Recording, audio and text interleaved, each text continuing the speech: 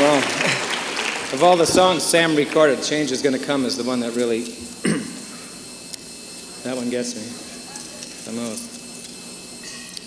One of the great rewards in my life was knowing Sam and being a friend of his. He taught me so much about the music business in a way that I'm sure he didn't realize. He taught me how to listen to a record. He said, forget about your ears, forget about looking, forget about, all the intellectual things. Just listen with your stomach, And if it moves you, great. If it doesn't, that's all you need to know. And his lessons just came so simple, but so poignantly.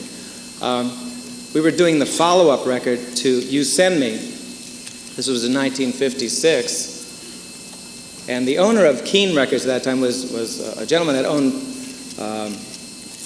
used to make component parts for jet aircraft. And he was kind of an amateur piano player at the time. And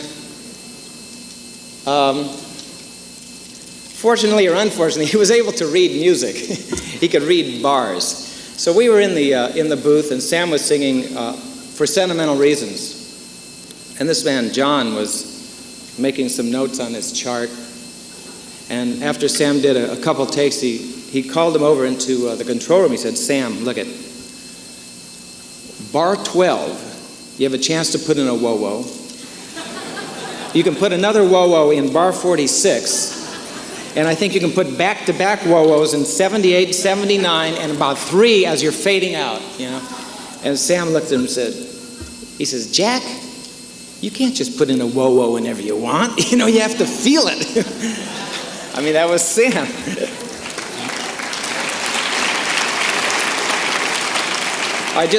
I really loved and admired him so much because he was such a generous, genuine person. He had a giving way. He was a gentleman. He was a genius. He used to come in with note paper, just kind of not really arranged neatly, but he'd present these papers, and he'd say, Herbie, and I was working with Lou Adler at the time. He says, Herbie, Lou, what do you think of this lyric? And we'd look at the lyric, and we wanted to be kind to him because you couldn't tell by the lyric, because the lyric would say, having a party, the Cokes are in the icebox, having a party. I said, yeah, it's pretty nice. How does the song go? Sam would take his guitar out of the case, and all of a sudden, these lyrics would turn into magic. I mean, it would be like another song. It would be like so beautiful.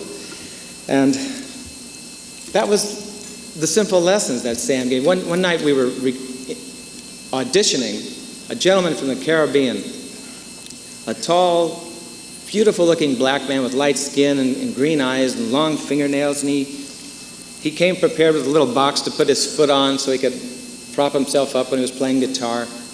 And I was watching him, thinking to myself, wow, this guy would be great on the Ed Sullivan Show, as he has a wonderful feel, a nice style. And Sam was, nice. He came up to me and says, Herbie, he said, what do you think about this guy? I said, well, I think he's great. I like everything about him. He has the goods. He says, well, turn your back on him for about 5 minutes and tell me what you think. So I turned the chair around, I started listening for 5 minutes, and the guy I wasn't receiving anything.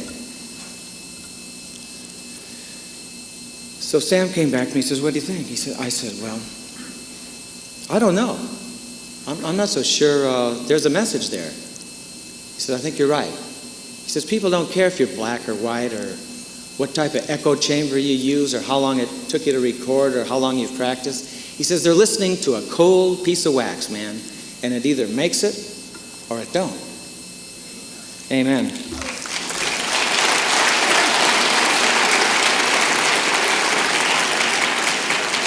I'd like to acknowledge the presence of Barbara Cooke, Sam's wife, and his entire family. His brothers and sisters are here.